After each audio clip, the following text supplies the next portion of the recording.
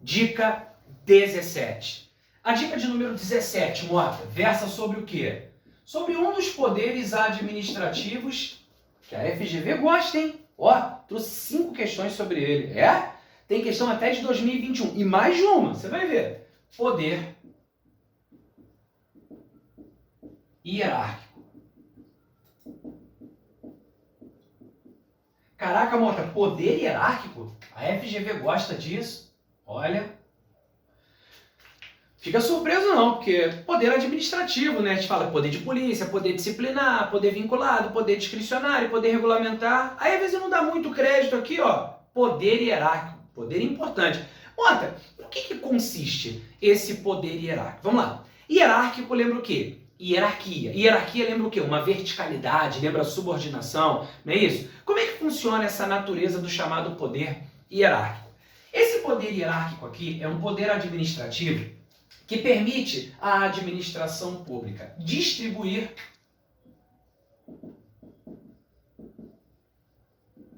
e escalonar as funções de seus órgãos.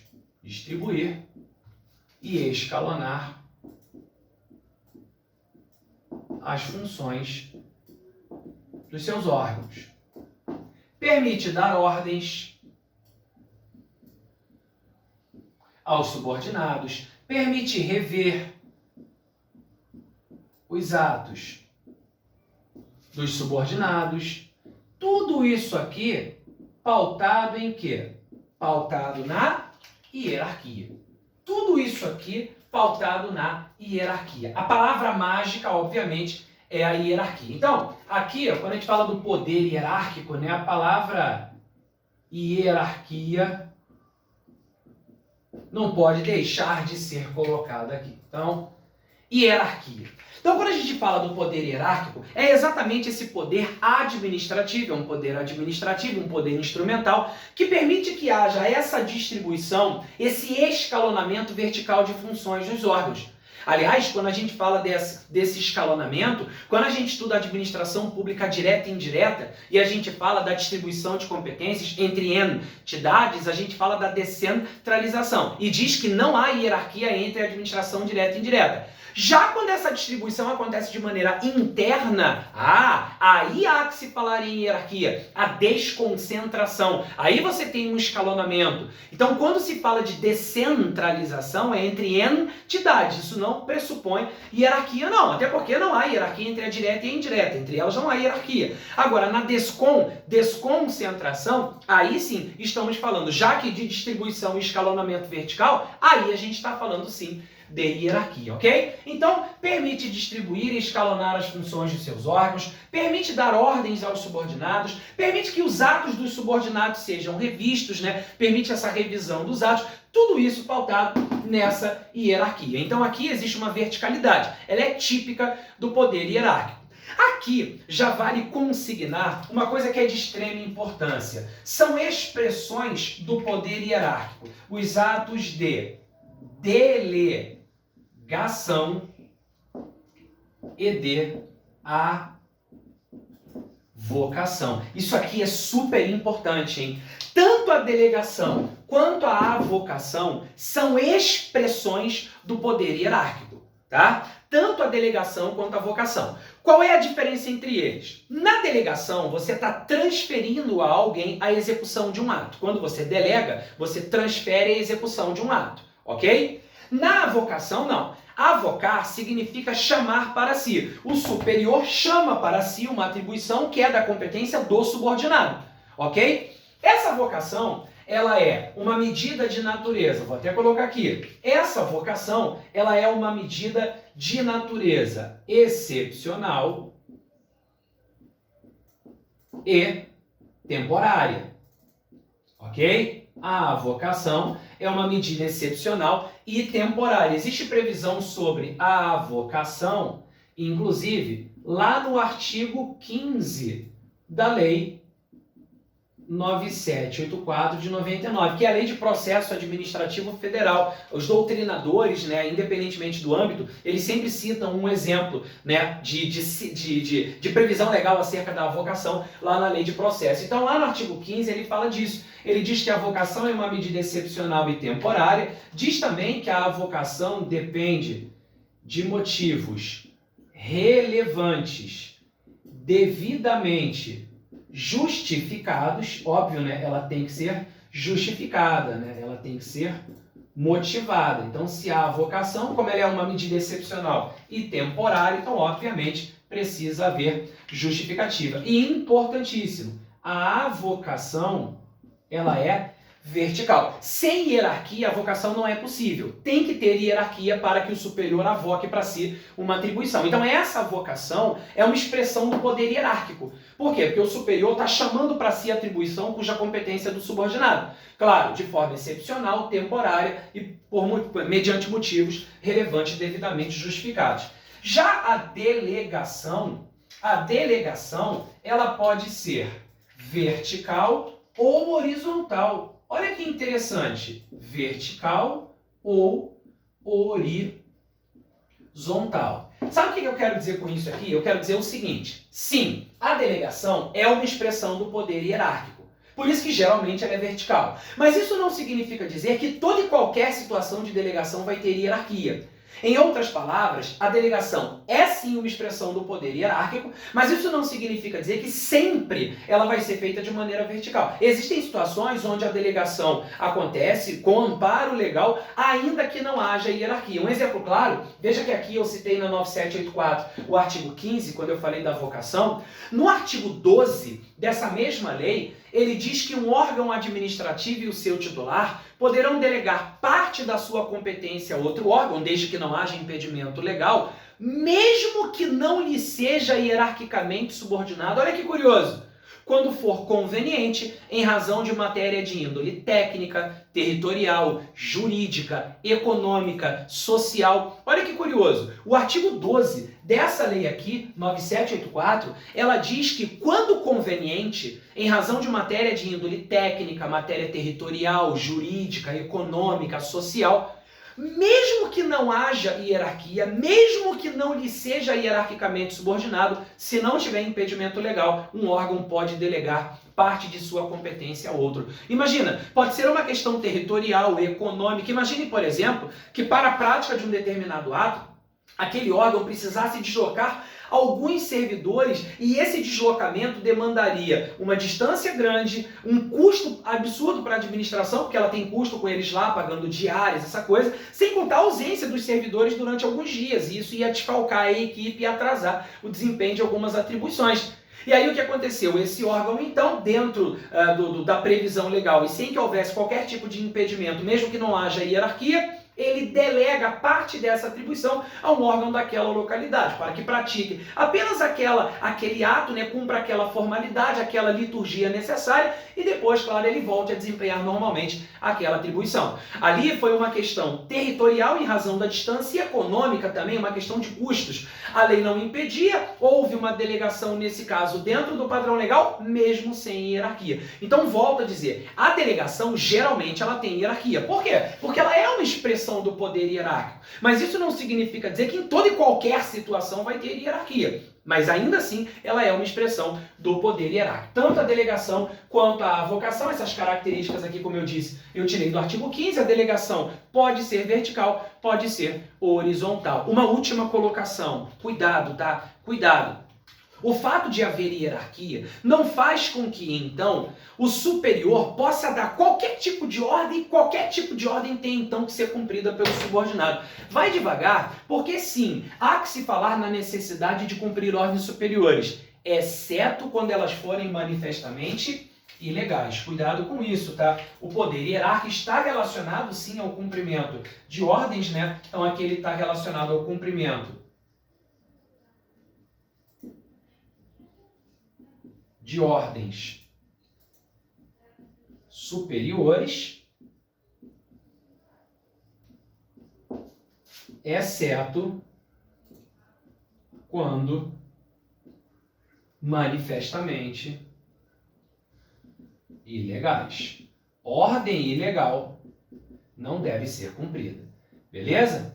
Então, sobre o poder hierárquico, veja, ele não é ilimitado. Ah, se tem hierarquia, o subordinado tem que obedecer a qualquer ordem. Vai devagar, não é assim que funciona, não. Porque existem ordens que são ilegais. E ordem ilegal não deve ser cumprida, ok? Então, se a ordem for manifestamente ilegal, essa ordem ele não tem obrigatoriedade de cumprir exatamente porque o poder hierárquico não é ilimitado. O fato de haver hierarquia não dá o salvo-conduto para o cara, faz o que eu estou mandando. Mas se a ordem for ilegal, negativo. Mata, mas aí ele vai abusar do poder comigo. Representa contra ele. Representação contra a autoridade, se abusar do poder. Ok? Então, isso aqui é o que a gente pode colocar acerca do denominado poder hierárquico, os principais pontos. Ele é um ponto importante porque ele ampara mais à frente até o poder disciplinar. Quando você estuda poder disciplinar, você aprende que o poder disciplinar decorre do poder hierárquico, mas com ele não se confunde. Olha que curioso. Então, é um poder importante, hein? E, Mota, tu tá falando aí de poder hierárquico, tu acha que isso aí em prova cai? Veja, é um ponto simples, não é um ponto tenebroso, um ponto, meu Deus, e agora? Ó, ainda assim, a FGV gosta disso. Quer ver?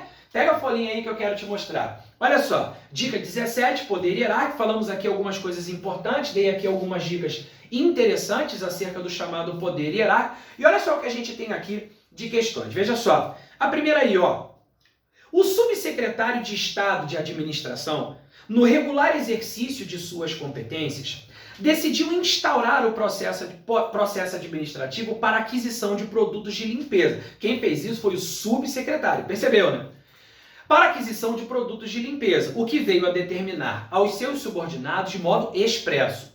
Ao tomar conhecimento do ocorrido, o secretário de Estado parou. O subsecretário fez. O secretário depois tomou conhecimento superior, percebeu? Decidiu revogar a decisão retomada. O que é revogar? Extinguir por razões de conveniência e oportunidade. Cuidado para não confundir revogar, né, extinguir por razões de conveniência e oportunidade, com anular. Anular é extinguir por vício, por ilegalidade, ok? Por vê-la contrária ao interesse público. Sob o prisma dos poderes administrativos, o ato praticado pelo secretário de Estado é emanação do poder. Aqui, independentemente da situação em si, se era caso de revogação, se era caso de anulação, se tem vice é anulação. Se é porque ele entendeu que não era conveniente nem oportuno, é revogação. Independentemente de uma ou de outra, a pergunta é, o secretário, por ser superior, pode ou não pode rever o ato praticado pelo subordinado? Pode. Pode anular ou revogar o ato praticado por ele. Por quê? Revisão de ato praticado pelo subordinado é expressão do poder hierárquico. Aí ele diz lá assim, sobre o prisma dos poderes administrativos, o ato praticado pelo secretário de Estado é a emanação do poder hierárquico, mas foi usado de modo irregular, pois o secretário deveria suspender o ato praticado pelo subsecretário, cabendo a revogação ao prefeito. Errado porque ele não foi praticado de forma irregular. Como superior, ele pode rever. B. Hierárquico, mas foi usado de modo irregular, pois só autoriza a anulação de atos ilegais praticados pelo subsecretário, mas não a sua revogação. Seja anulação, seja revogação, se ele está revendo o ato praticado pelo subordinado, é a expressão do poder hierárquico regularmente exercida. Tá fora. C. Disciplinar. Já não é disciplinar, porque o poder disciplinar está ligado à aplicação de penalidade, não é o caso. D. Disciplinar também está fora pela mesma razão aduzida aqui na letra C. Letra E, poder hierárquico, que foi usado de modo regular. Beleza, pois autoriza tanto a anulação como a revogação dos atos praticados pelo subsecretário. Está aqui, ó. Está revendo o ato praticado pelo subordinado. A resposta da questão número 1 é a letra E, de é o ano da sua vitória. Tranquilidade, né? Olha 2. Em tema de poderes administrativos, a doutrina de direito administrativo ensina que os atos administrativos da delegação e da avocação são fundamentados na prerrogativa do agente público decorrente do poder a disciplinar. Peraí, disciplinar está relacionado à aplicação de punição, tá fora. Letra B, hierárquico, segundo o qual o agente público de hierarquia superior pode, na forma da lei, estender, delegar, né? Ou chamar para si, avocar, de forma temporária, competência para determinado ato. Cara, deu aula essa letra B de bola. A resposta já é a letra B. Letra C, ele falou poder normativo. Normativo está relacionado à edição de atos de natureza normativa. D, regulamentar, edição de decretos e regulamentos visando garantir a fiel execução da lei. Também não é. Letra E, poder de polícia. Poder de polícia permite condicionar, restringir o uso e o gozo de bens, direitos, liberdades, tudo isso em prol da coletividade. Portanto, não é nenhuma delas, salvo a letra B de bola, que é o nosso gabarito, questão tranquilaça também, que fala do poder hierárquico. Tá vendo como isso cai em prova? Dica rapidinha, tranquilaça, mas que cai. Olha a terceira. A terceira, para você responder, você também tinha que saber administração direta e indireta. Olha aqui, ó, desconcentração, descentralização, tinha que saber a diferença. Olha o que ele fala. Determinado município no interior do estado de Santa Catarina, com o escopo de fomentar as ações de fiscalização e tutela dos direitos das crianças e adolescentes de sua competência, dividiu então a Secretaria Municipal de Educação em duas novas secretarias. 1. Criança, Adolescente e Juventude. 2. Educação. Parou. O que ele fez aqui? Tinha uma secretaria e ele desmembrou, ele desaglutinou essa secretaria e fez duas secretarias diferentes. O que é isso aqui? Distribuição interna de competência entre órgãos. Isso é desconcentração. Se eu estou falando de desconcentração, você pressupõe ou não uma relação vertical? Sim, nesse caso, há que se falar em hierarquia. Beleza. Aí ele fala lá, essa distribuição interna de competências no âmbito de uma mesma pessoa jurídica, no caso município, mediante especialização interna, é chamada de A, descentralização e decorre do poder regulamentar. B, delegação e decorre do poder normativo. C, fragmentação e decorre do poder disciplinar. D, desconcentração e decorre do poder hierárquico. E, outorga e decorre do poder discricionário. Cá entre nós, preciso discutir? A resposta é a letra D de dado, letra D de delta, desconcentração decorrendo do poder hierárquico. Olha o escalonamento de funções, distribuição interna, desconcentração, poder hierárquico. Cuidado para não confundir desconcentração com descentralização. A descentralização não pressupõe hierarquia não, tá? Exemplo, direta e indireta. Ali a relação, as entidades da indireta são entidades descentralizadas. Não estão subordinadas hierarquicamente à administração direta. Estão vinculadas e não subordinadas. Essa dica é lá da parte de administração, de organização administrativa e de administração direta e indireta. Desconcentração, descentralização, cuidado com isso, tá? Número 4. Número 4, 2021, prova de oficial da PM. Tá vendo aqui, ó? Prova de oficial da PM 2021, FGV. No estado Alfa, os índices de criminalidade na área de atuação do 1º BPM, 1º Batalhão de Polícia Militar, aumentaram assustadoramente nos últimos 5 anos. Após estudos e planejamentos estratégicos, o estado Alfa, observadas as formalidades legais, dividiu o 1º BPM em 2 batalhões, a fim de que o combate ao crime ocorresse de forma mais planejada e com maior eficiência, observada a peculiaridade da área de cada novo batalhão. Você percebeu que o que aconteceu na questão número 4 é basicamente a mesma coisa que aconteceu na 3. Houve distribuição interna, ele pegou o batalhão e desmembrou em 2, dividiu em 2, né? Aí ele diz aqui, o movimento de distribuição interna de competência apresentado na hipótese é chamado pela doutrina de direito administrativo de distribuir internamente competência significa o quê? Desconcentração. Tal não está baseada no poder hierárquico? Está. Ele diz, letra A, delegação está fundado no poder de polícia, cruzes. Letra B, descentralização fundada no poder de polícia, não. Letra C, desmembramento fundado no poder de polícia, não. Letra D, desconcentração fundado no poder hierárquico, beleza. Letra E, descentralização está fundado no poder hierárquico. A resposta é a letra D de dado, D de delta, desconcentração,